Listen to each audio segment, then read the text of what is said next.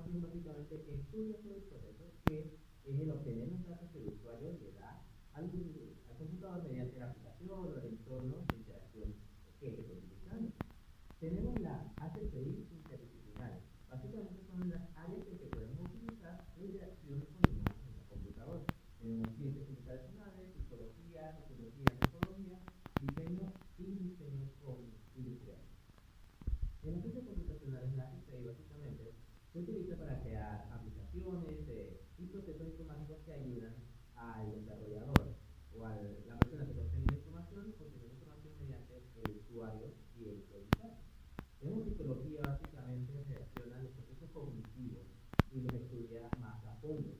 Tenemos sociología y antropología, que básicamente realiza un estudio comparativo y también implementativo entre la tecnología y el uso de un trabajo, que puede tener industrial o depende de mucho tipo de áreas. Y tenemos diseño industrial. Básicamente es cómo se implementaría la interacción humano-computador en un entorno ya más industrial, ya más industrializado. ¿Qué es la usabilidad?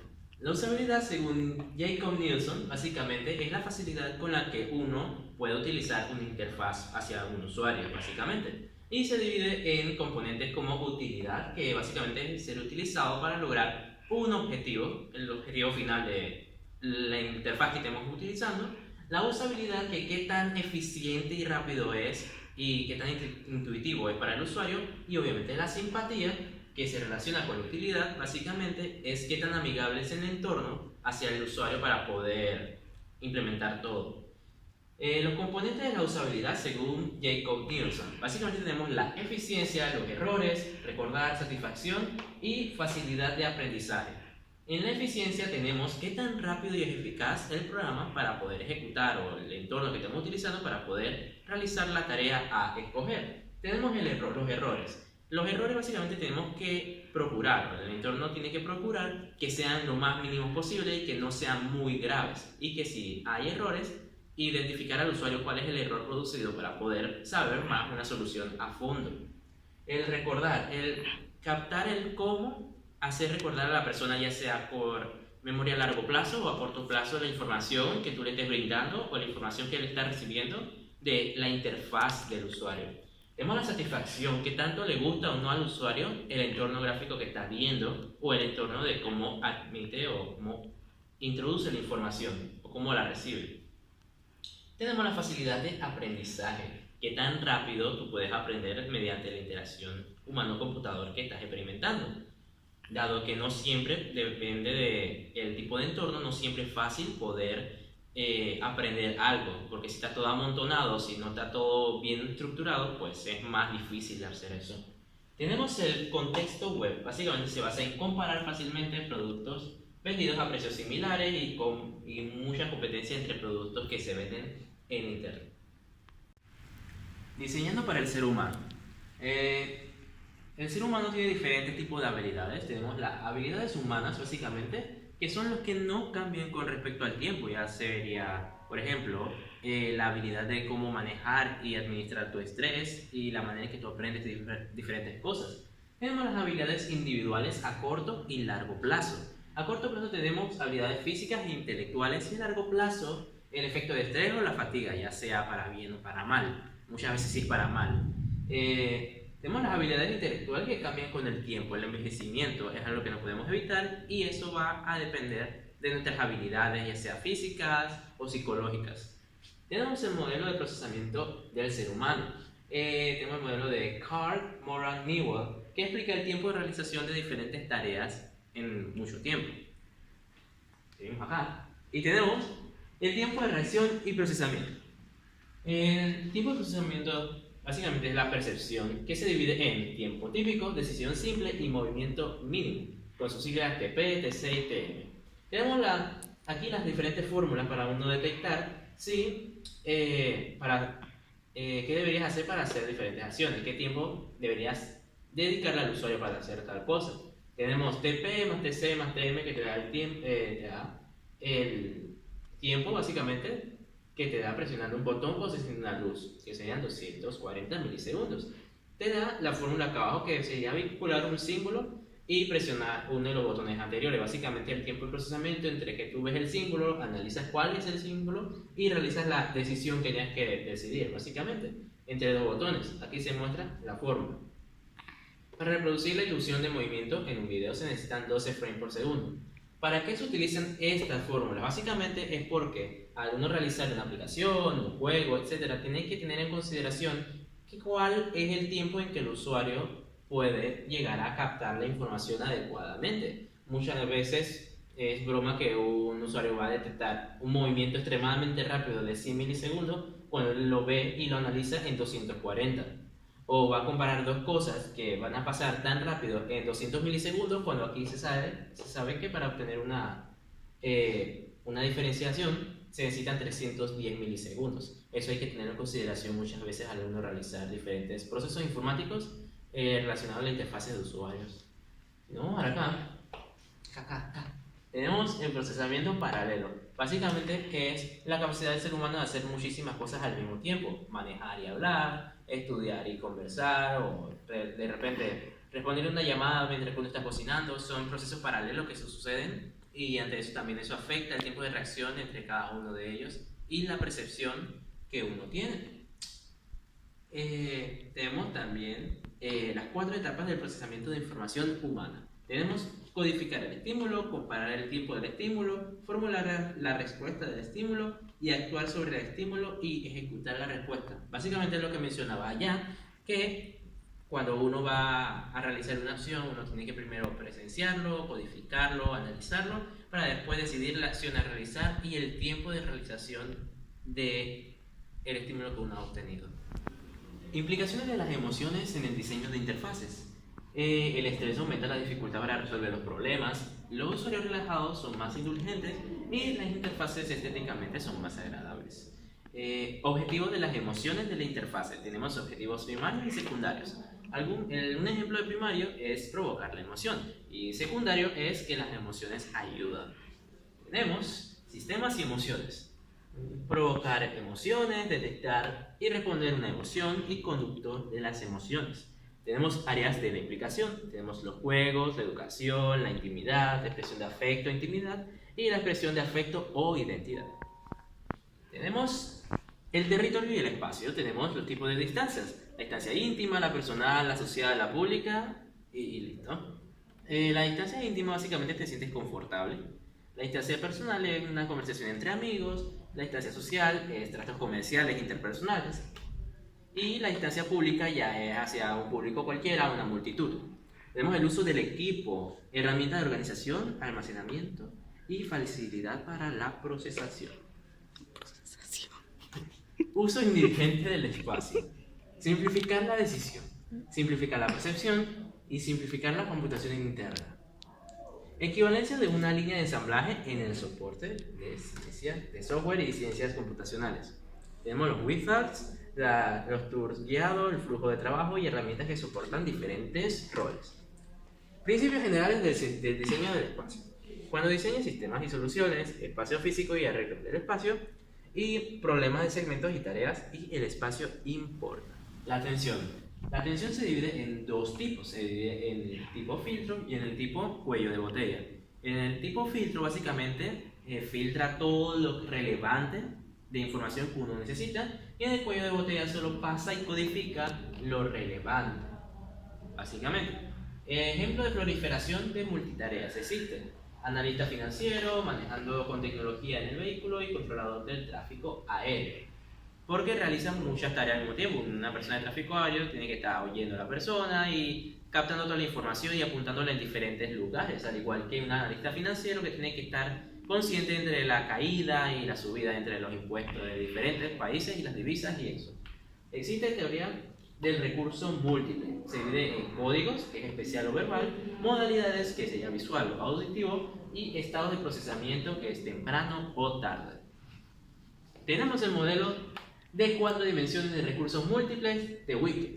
Tenemos canales visuales de procesamiento, código de procesamiento, etapa de procesamiento y modalidades perceptuales. Tenemos la memoria humana. La memoria humana básicamente recordamos todo lo relevante, pero más que todo relacionado con imágenes o un sonido en específico más que con el evento en sí, más que todo el área sensitiva del asunto. Tenemos el modelo multiguardado. Tenemos memoria sensorial a corto plazo y memoria a largo plazo.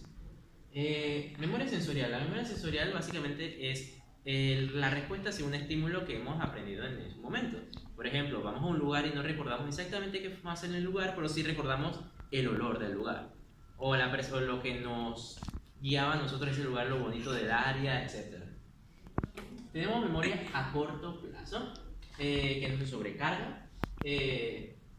Básicamente tiene atributos como enlaces, ilustraciones y muchas cosas más. Tenemos memoria a largo plazo, que es de dos tipos, episódica y semántica.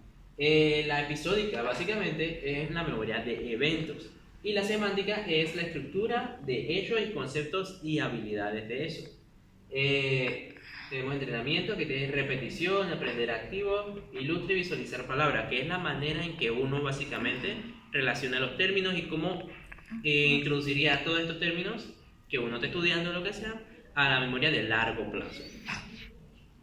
Tenemos memoria de grabación de información. Sí, sus características serían traspaso, estructura, significado y familiaridad.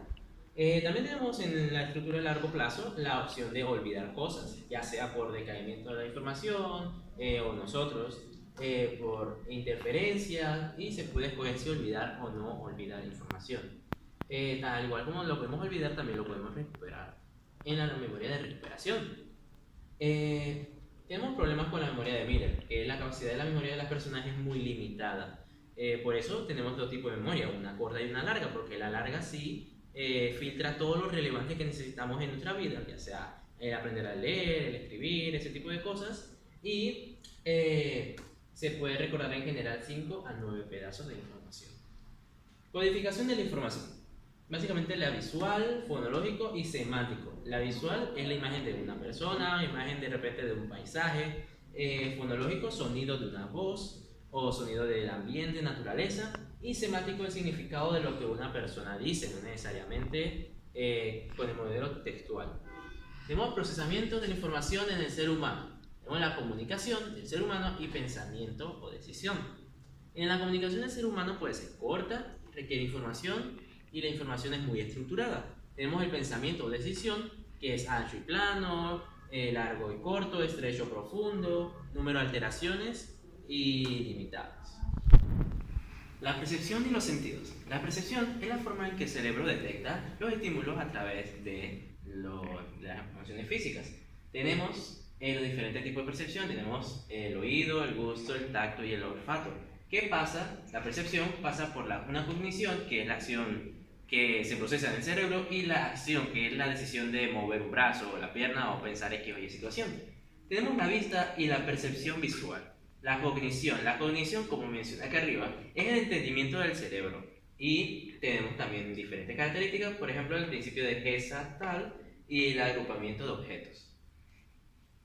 En los humanos, la característica de los humanos es que tenemos una mala visión ante la oscuridad. Aunque se nos adapte muy bien a la oscuridad, siempre vamos a tener el problema de que no vamos a ver muy bien. Tiene un rango dinámico muy alto, resolución temporal muy limitada y contraste rojo-verde. La anatomía del ojo. Tenemos bastantes cosas en el ojo. Tenemos la córnea, el iris, la distancia focal, la retina, los conos, los bastones, la fóvea, el punto ciego, la mácula y las células ganglios en el cerebro. La córnea se encarga de la refracción, la iris se dilata de 2 a 8 milímetros, la distancia focal es de 14 a 17 milímetros, la retina solamente enfoca las imágenes al revés. Ya el cerebro se encarga de reacomodarla de nuevo en su forma normal. Los conos manejan la visión al color, los bastones no detectan color, pero sí detectan la luminosidad. La fóvea es la visión más aguda para poder ver mucho más a distancia, el punto ciego es el nervio óptico, la mácula es la buena resolución y las células ganglios detectan los patrones de movimiento. Venimos acá. Y la visión tiene dos etapas, sería percepción y procesamiento e interpretación, como vengo diciendo desde allá. La percepción física del estímulo básicamente es cuando el ojo lo ve y todo, y el procesamiento e interpretación ya es cuando está dentro del mismo cerebro y que se procesa toda la información. Tenemos las enfermedades de la vista, que serían la ceguera, el daltonismo, entre otras. Tenemos la ceguera, tenemos rojo-verde, tenemos el daltonismo, que es una enfermedad hereditaria que se da en 10% de los hombres y 1% en mujeres. Receptores visuales, tenemos el brillo y el color que se realiza por los bastones y los conos.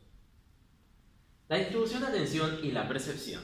Tenemos la característica que está la cultura, la experiencia, costumbre, percepción y procesamiento. Básicamente, tu atención depende de tu entorno físico y de qué tanto te familiarices con ello. Ya si estás en otra cultura, tu cultura depende del tipo de lo que estés viendo, así mismo se va a procesar la información dentro del cerebro y la atención. La percepción de la profundidad.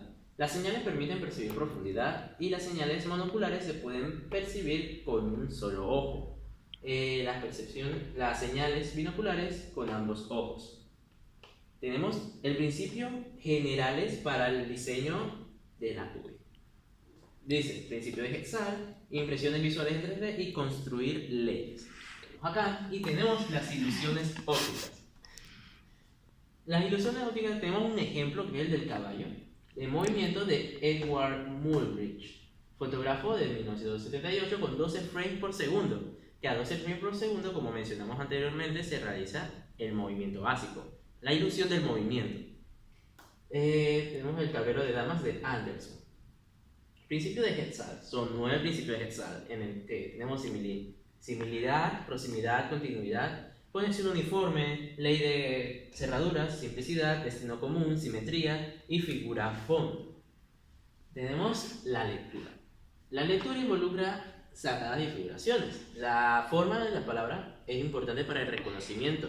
La velocidad lectora más o menos siempre de 100 memorizados a 100 escaneos y la habilidad de lectura diferencia mucho. Usualmente en la lectura el cerebro básicamente se enfoca más en el área central de lo que tú estés leyendo que en las áreas posteriores y solamente se reconocen las palabras en vez de leer la palabra letra por letra. A menos que sea una palabra que no se esté reconocida por el cerebro, uno la lee letra por letra y lo analiza. Pero en realidad el cerebro lo que hace es ver la palabra y verifica que es la palabra que tiene su base de datos. El oído y la audición. El oído, uno escucha con los dos oídos y uno capta la información acerca del ambiente. Fuente de sonido y distancia de la dirección. El sonido, tenemos la manera de captarla sería el tono, volumen y timbre. El tono es la frecuencia del sonido, el volumen es la amplitud del sonido y el timbre es el tipo o calidad del sonido. Tenemos la parte del oído humano, tenemos el oído externo, el medio y el interno. El externo es el de afuera, la parte de afuera de todo lo que vemos. El oído medio básicamente transmite las ondas de sonido hacia lo que vendría siendo el oído interno, que transmite todas las vibraciones en estímulos químicos que serían procesados más tarde en el cerebro. Tenemos el sonido y audio interfase, que serían sonidos simples, ecológicos, habla y música, grabado, en vivo e interactivo, que ya sería en un entorno de inteligencia, de interacción humano-computador, ya sería una aplicación, etcétera, que serían los medios que uno escucharía y uno administraría los datos de sonido. Tenemos el tacto y la piel, tenemos el kinestésico y el propiocepción. El kinestésico básicamente es el estudio del movimiento corporal, de cómo uno administra su cuerpo y cómo uno se mueve, más que la presión y tal, sino el hecho de que uno mueva el brazo o las piernas. Y la propiocepción es el sentido que informa al organismo de una ubicación en el mundo. El tacto. En el tacto tenemos termorreceptores y nociceptores. El termorreceptores básicamente sería calor o frío y el nociceptores sería el dolor. Y también los mecanorreceptores, que es la presión. La importancia. La importancia sería percepción sensorial, que no es lineal, y percepción sensorial es relativa en estados anteriores. También es un estado cognitivo.